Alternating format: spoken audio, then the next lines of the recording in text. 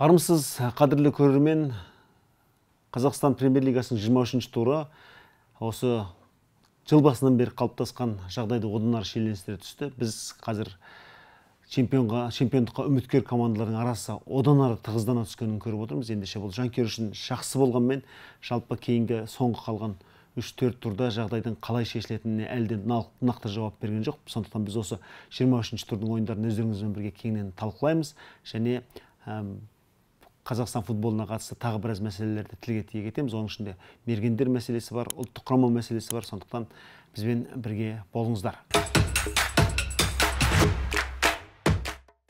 Арнамыздың демеушісі 1xBet компаниясы алда Қазақстан чемпионатының аса маңызды ойындары өтеді. Кім чемпион болар екен? 1xBetке сілтеме бекітілген комментарийде ESI промокодын ұмытпаңыздар. Сонымен 23-ші тур, құрметті көрермен, бұл жердегі басты нәрсе Шахтер командасының премьер-лигадан түсіп қалуы. Бұған дейін Қазақстан премьер-лигасында сонау 1992 жылдан бері тоқтамай, түспей, қалмай ойнап келе жатқан, 2 рет чемпион атанған Қазақстан клубтар арасында бірінші болып Еурокубоктың топтық турниріне шыққан Қарағандының Шахтері өткен кейінге қалдырылған матчта Астанадан 0-5 есебімен, ал бұл жолы 23-ші турда Қайсардан 1-5 есебімен жеңілді де, әрине премьер-лигамен қоштасты. Әрине премьер-лига кеңейеді екен, 16 команда болады екен, әйтеді екен, бүйтеді екен деген түрлі әңгімелер бар, бірақ факт сол, дерек сол, Шахтер өз тарихында бірінші рет премьер-лигадан төмендеді. Соңғы 5 турда Константин Емельяновтың командасы толықтай ұтылды, қарсыластарының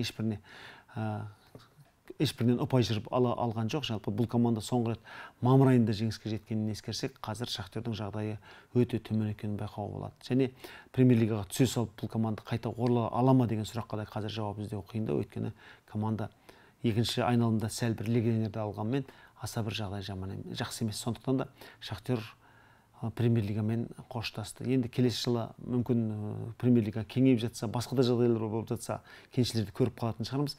Бірақ қазірдің өзінде Шахтердің орнын басатын алғашқы команда белгілі.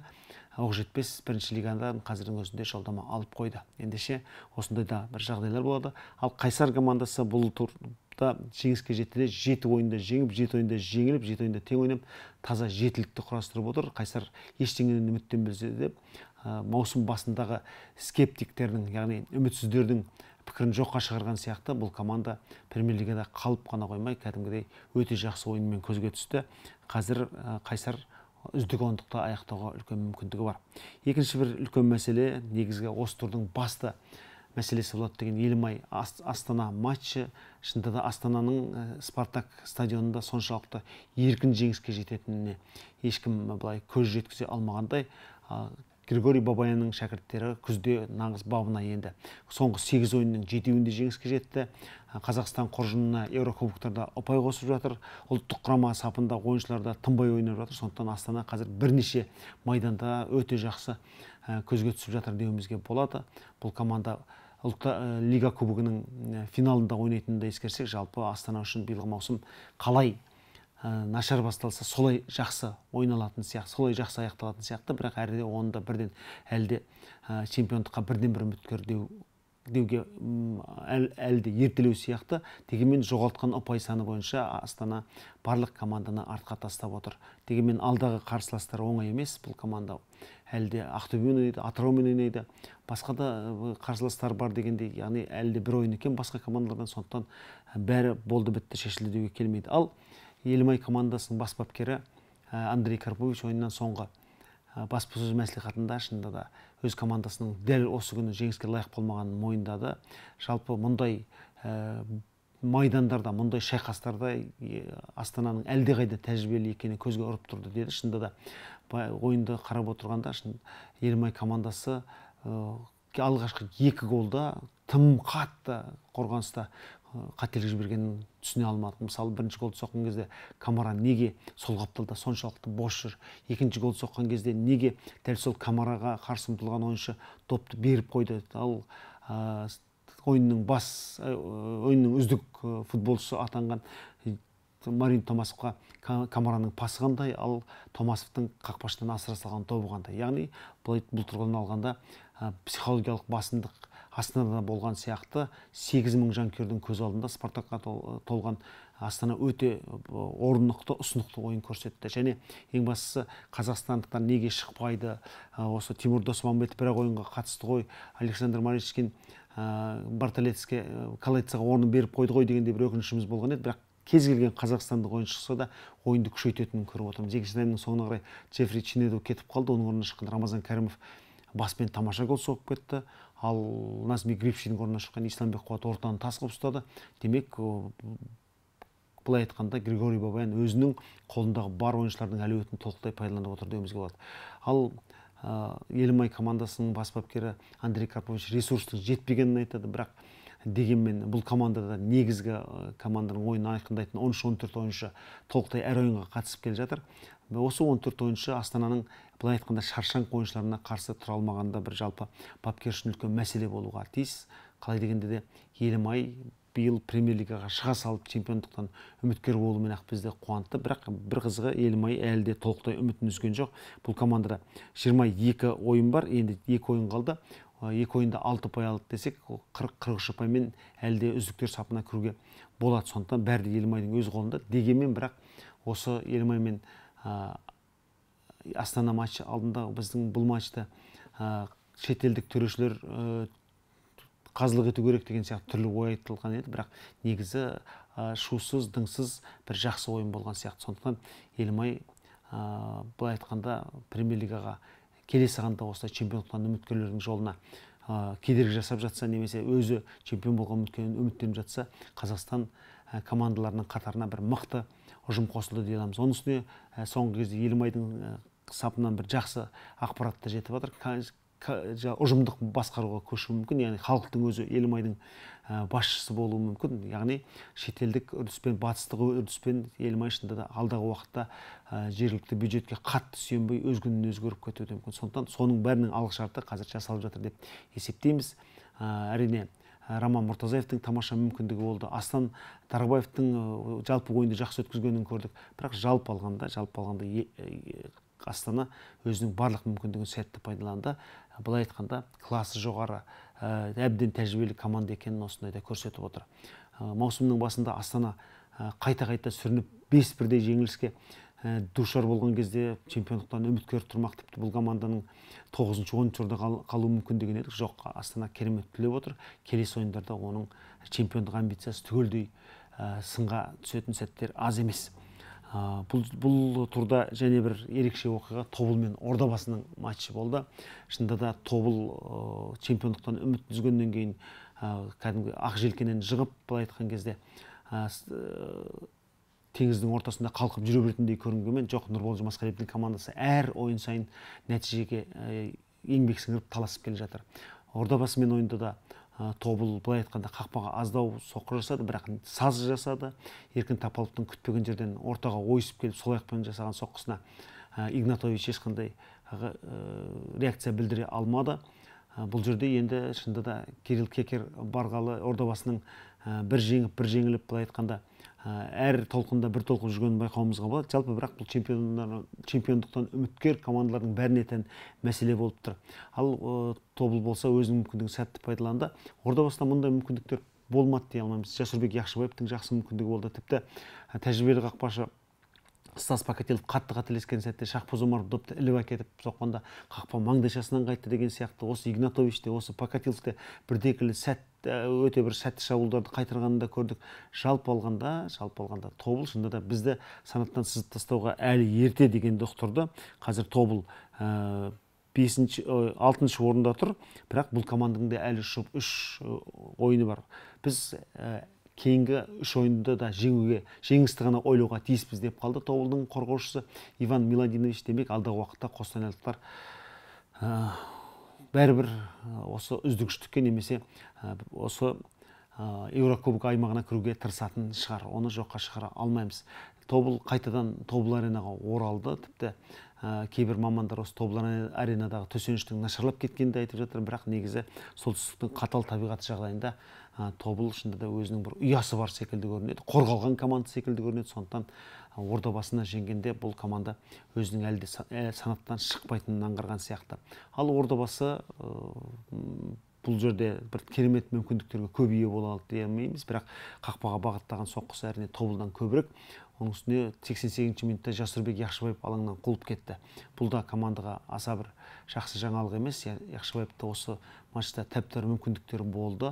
Бірақ жалпы осы маусым басталғанда Ордабасы маусымды қалай сенімді бастаса, маусымның аяғында негізгі құрамда мынау ойыншылар ойнайды деген сұраққа қинала жауап беретіндей болып жүрміз. Әсіресе әйтті, мысалы, бірде Ғафуржан Сүйімбаев, бірде Айбол Әбікен, бірде Бауыржан Исламхан, осындай ойыншылар, бірде Евгений Макаренко, мысалы, бірде Артем Беседин, бірде оның орнына Садовский, сондай ойыншылар жиі алмасып, әлі де мысалы Кекер командаға жалпы кімнің негізгі құрамға ойнайтынын толықтай бір 4-5 ойыншыдан басқасын анықтап үлгермеген сияқты. Қақпада мысалы Бекхан Шайзада неге жоқ деген сұраққа әлі жанкүйерлер жауап таба алмай келе жатыр. Бірақ Ордабасы негізі алдағы уақытта өте мықты қарсыластармен мысалы Қайратпен ойнайды. Сондықтан да оның чемпиондық атақты қорғай алатын алмайтынына дәл осы 23-ші тур жауап берген жоқ дей аламыз. Қайрат болса өз алаңында Тұранды 5-1 есебімен жеңді. 5-0 есебімен жеңіп тұрып Цуцкичтен бір гол жіберіп алды. Біраз бір 3-4 ойын үндемей қалған Жоау Паулу хет-трик жасап мергендер көшінің басына шықты. Дегенмен бір ғана жеңіс Қайратты турнир кестесінің басына да шығара алады, бір ғана сәтсіздік сәл үздікшіліктен төмендетіп тастайды. Сондықтан жалпы өзінің 70 жылдық мерейлі жылында осы Қайрат ала-құла өнер көрсетіп жүр. Бұл жалпы біздің командаларға тән нәтиже десек те, команда әлі де чемпиондықтан үміт үзген жоқ. Сондықтан Рафаэль Оразбахтиннің командасы алдағы уақытта Жетісумен, Ордабасымен және Атыраумен ойнайды. Атыраудың да қаражөре команда емес екенін білеміз. Ордабасында чемпиондық амбициясы бар. Сондықтан Қайрат үшін де алдағы 3 ойын аса шешуші болмақ. Жеңіс болса Жетісуды 1-0 есебімен жеңіп, жалпы премьер-лигада қалу мәселесін толықтай шешті. Маусым бойы мергендігімен көзге түспеген Зураб Тевзадзе екінші таймның басында жеңіс голын соғып кетті. Бұл жерде енді Жетісудың мамыр айынан бері жеңіске жетпей келіп, өткен турда бір толыққанды 3 ұпай иеленгенін білеміз. Бірақ ары қарай міне тағы да сәтсіздік жолына түсіп отыр. Бірақ Жетісуда жалпы премьер-лигада қалу мәселесін шешті. Бұл командада 41-ші минутта негізгі қақпашы Арсен Сиукаев жарақат алып қалды. Оның орнына Орес Костик те өнер көрсетті. Міне осылайша команда мәжбүрлі түрде ойыншы алмастыруға тура келгенін көріп отырсыздар. Бірақ Жетісуда енді биылғы маусымды Қайрат Нұрдәулеттің басшылығымен аса сәтті өткіздік дей алмасы анық. Бұл ойында Абылайхан Жомабектің салған голы саналмады. Бұл мергеннің де талай уақыттан бері үнсіз екенін байқаймыз. Оның орнына шыққан Руслан Болов та команданың тағдырына, ойын тағдырына аса ерекше әсер ете алған жоқ. Қызылжар Атырау, Қызылжар соңғы 5 ойында жеңілген болатын, 3-2 есебімен жеңді. Өте бір жанкүйерлер үшін гол көп, жақсы ойын болғанмен екі команданың бас бапкері де бұл ойынға ризашылық білдірген жоқ. Әсіресе Қызылжарға қиындау, әр голды соншалықты еңбекпен салатын болды бұл команда. Оның үстіне украиналық шабуылшы Алексей Шебетун тізенің байламын үзіп алып жақында ота жасатқанын білесіздер. Сондықтан бұл командада шабуылдайтын ойыншылар жоққа тән десек болады. Сондықтан Рубен Брижидоның біраз уақыт биыл мүлде гол соқпаған, сондай-ақ 5 голдан кейін үнсіз қалған Евгений Березкиннің мергендік танытуы жалпы Қызылжар үшін жаман жаңалық дей алмаймыз. Ал Атырау болса, әрине ойынды құтқарып қалуға тырысты. Бұл команда алдағы күндері өте бір мықты тәжірибелі қарсыластармен ойнайды. Сондықтан жалпы Николай Сигневич сияқты мерген ойыншысы бар, Александр Найок жақсы ойнап жүр, басқа да ойыншылар көзге түсе бастады. Жалпы алғанда Атырауды жалпы қазіргі өзінің 7-ші орнына әбден лайық команда ретінде санауымызға болады. Жалпы алғанда осы 23-ші турға қатысты мәселе осындай. Ең бастысы міне көш басында Ордабасы қала берді. 21 ойында 39 ұпайы бар. Екінші орында Қайраттың 21 ойында 38 ұпайы бар. 3-ке Астана көтерілді. 20 ойында 37, яғни бір жеңіске жететін болса, кейінге қалдырылған Атыраумен матчында жеңіске жететін болса, онда Астана көш басына шығады деген сөз. 4-ші орында Ақтөбе 21 ойында 37 ұпайы бар, яғни 37 ұпайы бар 3 команда бар. Елімайдың 37 ұпайы бар. Ақтөбе бұл турда жеңілді. Ақсумен ойнауға тиіс болатын кесте бойынша, бірақ Ақсудың маусым басында үміткерлер қатарынан, яғни премьер-лига командаларының қатарынан шығып қалғанын білесіздер. Сондықтан Астана Ақтөбе осылайша ұлттық құрама ойынынан кейін біраз уақытқа дейін демалуға тура келді. Бұл демалыс пентакампиондарға, ақтөбеліктерге қаншалықты әсер ететінін келесі Астанамен ойында бағамдаймыз. Жалпы алғанда негізгі чемпиондықтан үміткер 5 команда осылай іркес-тіркес тұр. Одан кейін тобылдың көшбасшылардан 4 ұпай кемдігі бар. Ары қарай Атырау, Қайсар командалары өзара осы 7-8 орындарды сарапқа салады. Жетісу, Қызылжар, Жеңіс болса осы 23-22, 20 Тұранды қосқанда 19, осылар барлығы 9-12 орындарда әлі де талас жасайды. Ал Шахтер өкінішке қарай 9 ұпаймен Премьер-лигадан түсіп қалды. Ол команда кейінгі үш ойында жеңіске жетсе де бәрібір Премьер-лигада қалу мәселесін шеше алмайды. Содан кейін бір тоқталатын мәселе мергендер мәселесі. Біраз уақыт үнсіз қалды деп жауап болуды айттық. 7 голдан кейін міне хет-трик жасап, ол бірден 10 голмен көш басына шығып кетті. Ислам Чесноков осы ойында, яғни Ордабасымен ойында тамаша мүмкіндік, бір рет мүмкіндігі гол соға алмады. Ол 9 голмен екінші орында тұр. Жасурбек Яқшыбаев осы турда алаңнан қуылды. Демек, ол келесі турға қатыса алмайды. Демек, жауап болу мен Чесноковқа алға шығып кетуге мүмкіндік беруі мүмкін. Сондай-ақ Сигневич, сондай-ақ Корзун сияқты ойыншылардың біреу Атыраудан, біреу Елімайдан 7 голдан бар. Ал 6-1 деген ойыншы 6 голдан соғып отыр. Бұл жерде Қайсардың ойыншысы Айбар Жақсылықов соңғы кезде ұлттық құрамаға тұрақты шақырылып жүргенін білесіздер. Және соңғы 2 ойынға да қатысты Айбар. Осы жолы Шахтердің қақпасына хет-трик жасады. 6 гол соқты осы маусымда. Салыстырмалы түрде аздау, бірақ кейінгі 3 турда шынында да мергендігінен жаңылмаса осы екінші, үшінші сатыға көтеріліп қалуы мүмкін. Ал биылғы мергендер көшінде әрине жауап Паулудың 11-12 доппен сол мергендер көшін бастайтынына әзірше күмән жоқ. Ислам Чесноков аяқ асты бір тағы да 3-4 тур қатарынан нәтижелі ойнап жіберсе, ол әрине мергендер көшінде бірінші болып аяқтауға тырысатын еді. 2009 жылдан болу керек. Қазақстан чемпионатында қазақстандық футболшы әлде мерген атанып көрген жоқ, Мұрат Плешев деген. Сондықтан осы рекордтың бұзылуында да, осы антирекордтың бұзылуына біз де мүдделіміз. Ал ұлттық құрама өздеріңіз білесіздер, соңғы ойындардың бәрін сәтсіз өткізіп жүр. Ұлттар лигасында эксперимент жасаумен ғана шектеліп жатырмыз. Әріптесіміз Бекасыл Сейітханның қойған сұрағына Станислав Черчесовтың әзілмен жауап беремін деп басы біраз дауға қалғаннан да хабардарсыздар.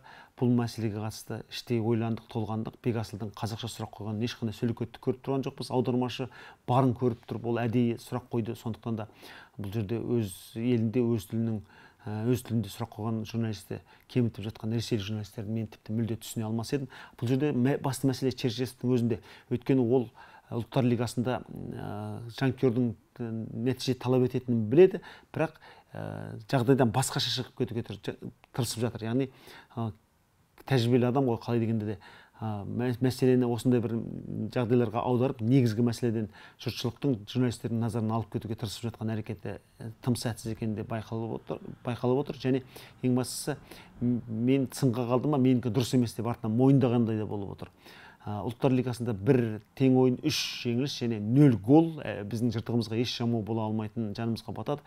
Және бұл пікірімізден айнымаймыз. Қандай турнирге қатысса да Қазақстан құрамасы нәтиже үшін жұмыс істеуге тиіс. 2 қорғаушымен ойнауға көшіпті, 2 артқы жартылай қорғаушының қосына 1 шабуылдаушы ойыншы қосылыпты деп, оның тактикасын қашанғы сарапқа сала береміз. Бізге шынында да Словакияны қалай жеңдік, Беларусьті, Әзербайжанды қалай жеңдік деп осыдан 2 жыл бұрынғы нәтижені тамсап айта беретін шаққа қайтадан душар болып қалмауымыз керек.